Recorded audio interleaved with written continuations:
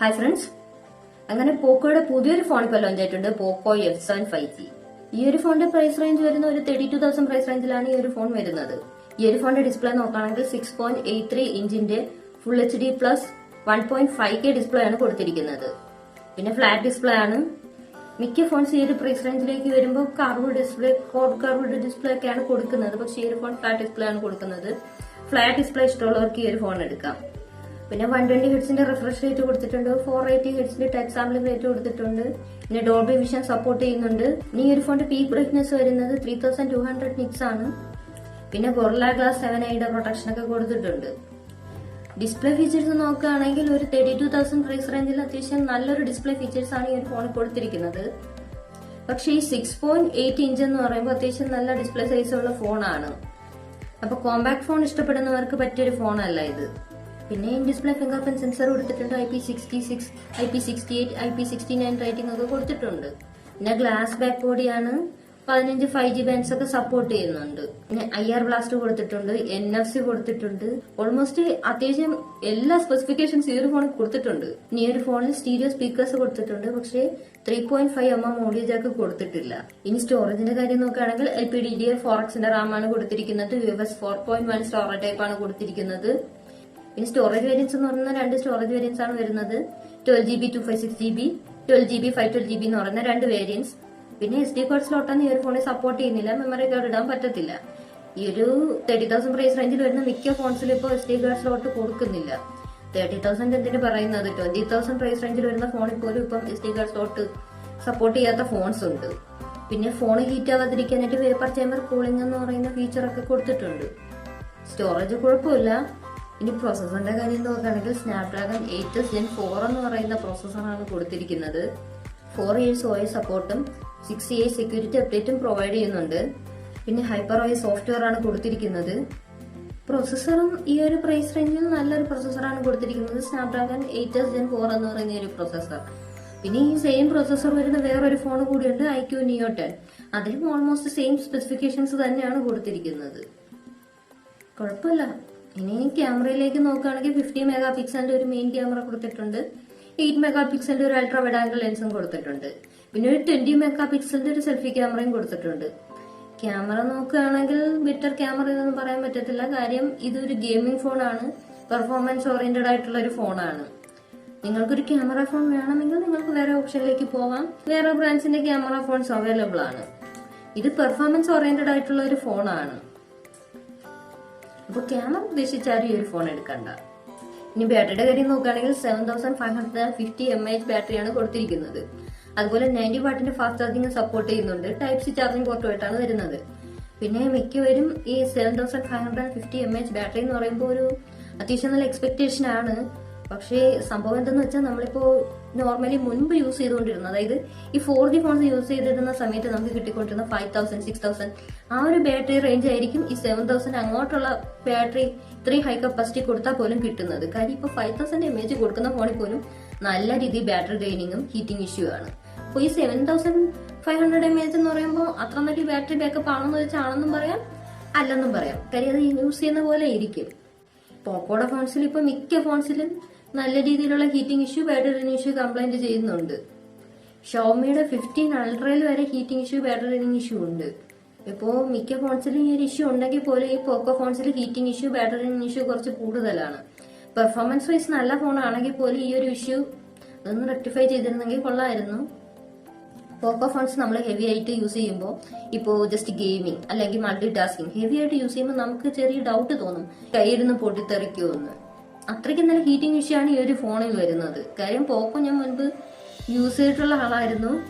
ആ ഒരു എക്സ്പീരിയൻസ് വെച്ച് ഞാൻ പറയുന്നതാണ്. കാര്യം ഇപ്പോൾ മിക്ക ഫോൺസിൽ ഈ പ്രശ്നമുണ്ട്, ഹീറ്റിംഗ് ഇഷ്യൂ, ബാറ്ററി ഇഷ്യൂ.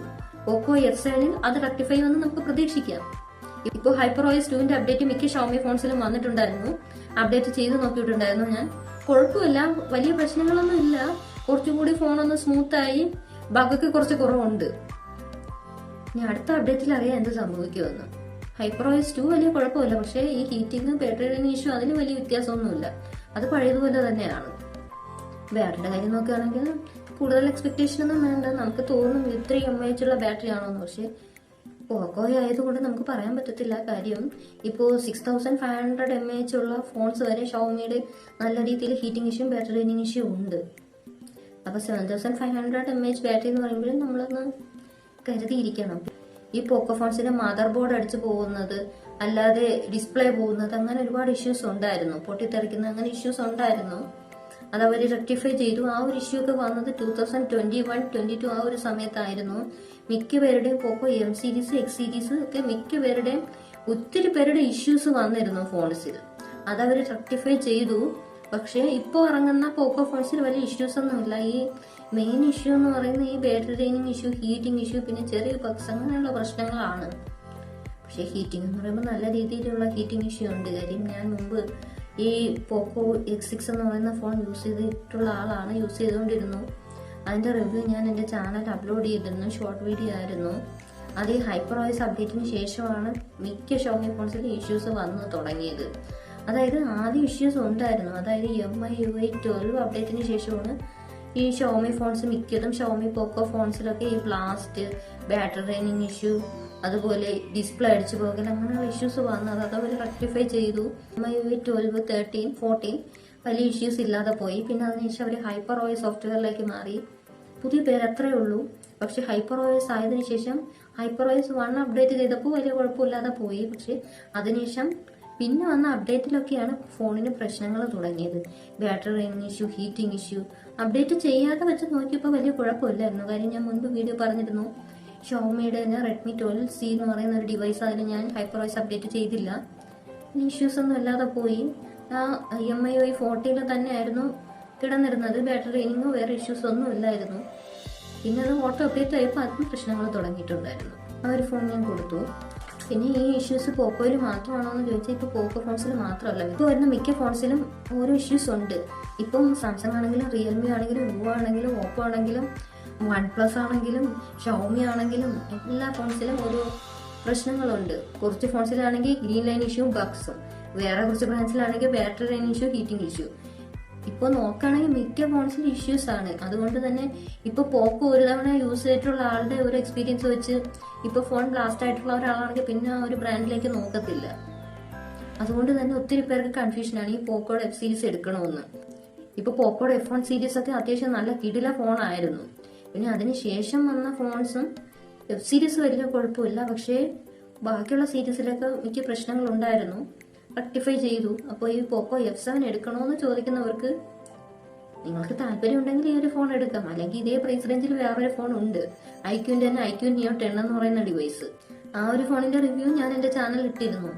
കാര്യം ഓൾമോസ്റ്റ് ഏകദേശം സെയിം സ്പെക്ക് തന്നെയാണ് iQOO Neo 10 എന്ന് പറയുന്ന ആ ഒരു ഡിവൈസിലും വരുന്നത്. പിന്നെ നോക്കുകയാണെങ്കിൽ ഡിസ്പ്ലേ പോലുള്ള ചെറിയ വ്യത്യാസങ്ങളേ ഉള്ളൂ. അപ്പോൾ വലിയ ഡിസ്പ്ലേ സൈസുള്ള ഫോൺ വേണമെന്നുള്ളവർക്ക് പോക്കോ F7 എന്ന് പറയുന്ന ഈ ഒരു ഡിവൈസ് എടുക്കാം. പക്ഷേ സ്പെക്ക് വൈസ് പോക്കോ F7 എന്ന് പറയുന്ന ഈ ഒരു ഫോൺ നല്ലൊരു കിടില വാല്യൂ ഫോർ മണി ഫോണാണ്. പക്ഷേ ഈ ഒരു ഫോണിനും കുറച്ച് ഇഷ്യൂസ് ഉണ്ട്. ഇപ്പോൾ എല്ലാ ഫോൺ ബ്രാൻഡ്സിനും ഓരോ ഇഷ്യൂസ് ഉണ്ടെങ്കിൽ പോലും പോക്കോ ഇപ്പൊ മിക്കവരും ട്രസ്റ്റ് ചെയ്യുന്നില്ല. കാര്യം അനുഭവസ്ഥർക്ക് അറിയാം. അതുകൊണ്ട് മിക്കവരും എടുക്കാനൊന്നും മടിക്കും. പക്ഷേ പെർഫോമൻസ് വൈസ് നല്ലൊരു ഫോണാണ്. പ്രൈസിങ് ആയിരുന്നാലും കുഴപ്പമില്ല. നല്ല പ്രൈസിങ്ങിൽ ബെസ്റ്റ് വാല്യൂ ഫോർ മണി കാറ്റഗറിയിൽ വരുന്നത് തന്നെയാണ് ഈ പോക്കോ F7 എന്ന് പറയുന്ന ഈ ഒരു ഫോൺ. പിന്നെ പോക്കോ വേണ്ട, ഈ ഒരു പ്രൈസ് റേഞ്ചിൽ നല്ല കിടില സ്പെക്ക് വേണം എന്നുള്ളവർക്ക് iQOO Neo 10 റിയൽമി GT7 എടുക്കാം. ഈ ഒരു 32,000 പ്രൈസ് റേഞ്ചിൽ ഈ iQOO അത്യാവശ്യം നല്ല പെർഫോമൻസ് തരുന്ന ഫോണാണ്. അതും best value for money phone തന്നെയാണ് iQOO Neo 10.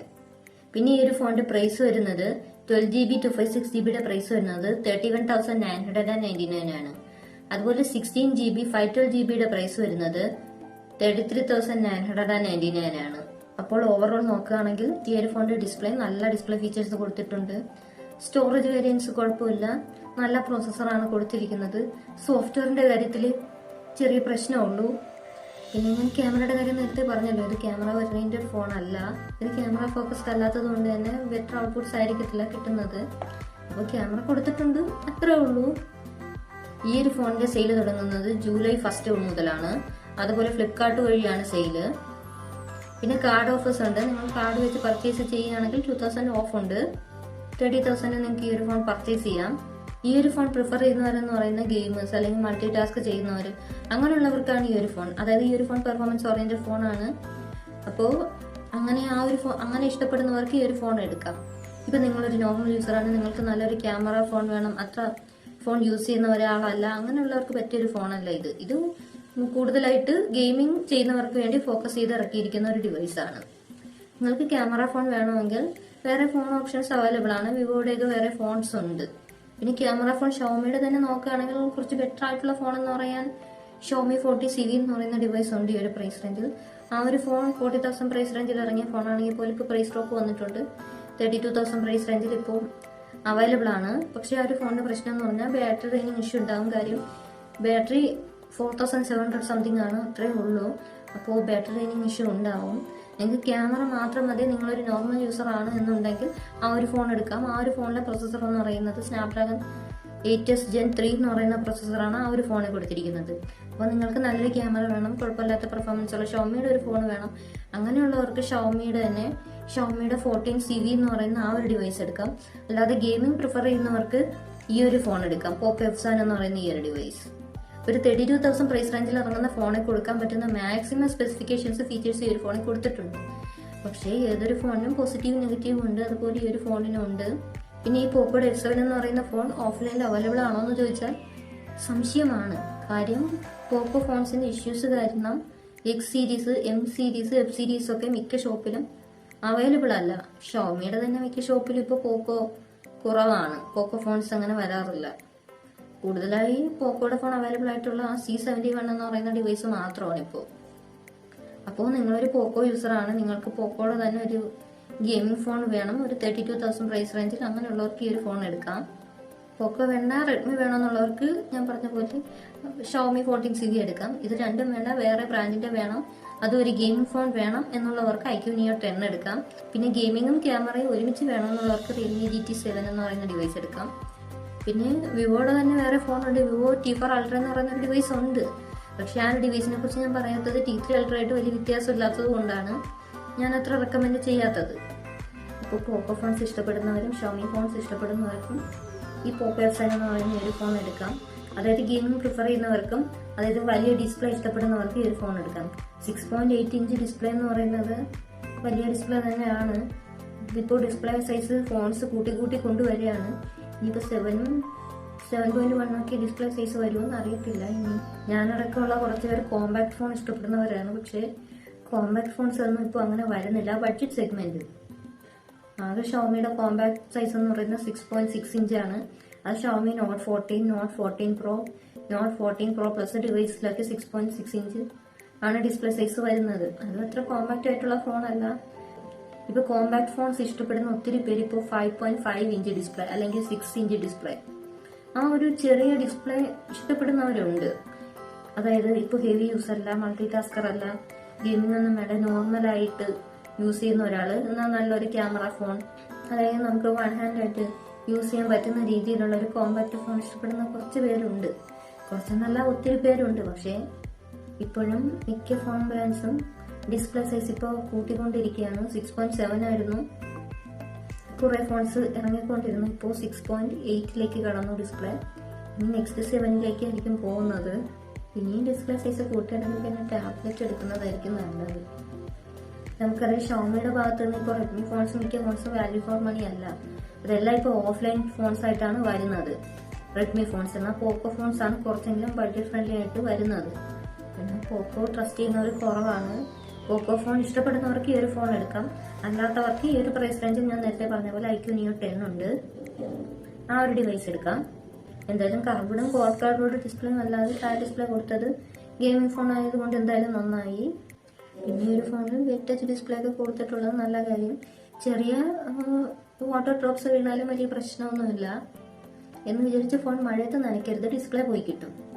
പിന്നെ ഡിസ്പ്ലേ ചേഞ്ച് ചെയ്യാനായിട്ട് 6,500, 7,000 പ്രൈസ് റേഞ്ച് ആവും. അതിനേക്കാൾ നല്ലത് ഫോൺ സൂക്ഷിക്കുന്നതാണ്. പിന്നെ HyperOS സോഫ്റ്റ്വെയർ ആണ്, സൂക്ഷിക്കുക. HyperOS ഫസ്റ്റ് കുഴപ്പമില്ലായിരുന്നു, പിന്നെ വന്ന അപ്ഡേറ്റ്സിലൊക്കെ ആയിരുന്നു പ്രശ്നങ്ങൾ. ഇപ്പോൾ HyperOS 2 അപ്ഡേറ്റ് ചെയ്തു, വലിയ ഇഷ്യൂസ് ഇല്ലാതെ പോകുന്നു. പക്ഷേ battery draining issue, heating issue അതുപോലെ ഉണ്ട്. ബാക്കിയുള്ള ബഗ്സ് ഒക്കെ ഒന്ന് ചെറുതായിട്ട് കുറഞ്ഞിട്ടുണ്ട്. നിങ്ങൾക്ക് ഈ ഒരു ഫോൺ വേണമെങ്കിൽ വേറെ ഫോൺ ഓപ്ഷൻസ് നോക്കാം. ഈ ഒരു പ്രൈസ് റേഞ്ചിൽ വരുന്ന വേറെ ഫോൺ ഓപ്ഷൻസ് എന്ന് പറയുന്നത് iQneo 10, Realme GT7, Vivo T4 Ultra എന്ന് പറയുന്ന ഡിവൈസ് ഒക്കെയാണ്. iQneo 10ന്റെയും Realme GT7ന്റെയും Vivo T4 Ultra'യുടെയും ഒക്കെ വീഡിയോ ഞാൻ എന്റെ ചാനൽ അപ്ലോഡ് ചെയ്തിട്ടുണ്ട്. കണ്ടു നോക്കിയിട്ട് നിങ്ങൾക്ക് താല്പര്യമുള്ള ഡിവൈസ് ഏതെന്ന് വെച്ചാൽ നിങ്ങൾക്ക് എടുക്കാം. ഇത് best value for money phone ആണോ എന്ന് ചോദിച്ചാൽ ആണെന്നും പറയാം, അല്ലെന്നും പറയാം. കാര്യം ഏതൊരു ഡിവൈസിനും പോസിറ്റീവ് ഉണ്ട്, നെഗറ്റീവ് ഉണ്ട്. ഈ ഒരു ഫോണിന്റെ നെഗറ്റീവ് എന്ന് പറയുന്നത് മെയിനായിട്ട് ഇതിന്റെ സോഫ്റ്റ്വെയർ ആണ്. അതൊരു റെക്ടിഫൈ ചെയ്യുകയാണെങ്കിൽ നല്ലൊരു ഡിവൈസ് ആയിരിക്കും ഈ പോക്കോ F7 എന്ന് പറയുന്ന ഫോൺ.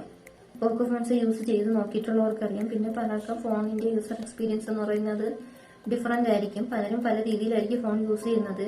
ചിലർ നോർമൽ യൂസർ ആയിരിക്കാം, ചിലർ ഹെവി യൂസർ ആയിരിക്കാം, ചിലർ മൾട്ടി ടാസ്കിംഗ് ആയിട്ട് ചെയ്യുന്നവരായിരിക്കാം, ചിലർ വലിയ രീതിയിൽ ഫോൺ യൂസ് ചെയ്യാത്തവരും ആയിരിക്കാം. അപ്പോൾ അങ്ങനെ വരുമ്പോൾ പലരുടെ യൂസർ എക്സ്പീരിയൻസ് ഡിഫറെന്റ് ആയിരിക്കും. പിന്നെ ഇതൊരു ഗെയിമിംഗ് ഫോൺ ആണ്. ഗെയിമിംഗ് താല്പര്യമുള്ളവർക്ക് ഈ ഒരു ഫോൺ എടുക്കാം. പിന്നെ ഈ ഒരു പ്രൈസ് റേഞ്ചിൽ ഓൾട്ടർനേറ്റീവ് ആയിട്ടുള്ള വേറെ ഡിവൈസസ് ഉണ്ട്, ഞാൻ നേരത്തെ പറഞ്ഞു. അപ്പോൾ ഇത്രയൊക്കെ ഉള്ളൂ. അപ്പോൾ വീഡിയോ ഇഷ്ടമായെങ്കിൽ ലൈക്ക് ചെയ്യുക, ഷെയർ ചെയ്യുക, സബ്സ്ക്രൈബ് ചെയ്യുക. എന്നെ സപ്പോർട്ട് ചെയ്യുന്ന എല്ലാവർക്കും താങ്ക്സ്. ഇനിയും സപ്പോർട്ട് ചെയ്യുക. നിങ്ങളുടെ അഭിപ്രായങ്ങൾ കമന്റ് ചെയ്യുക.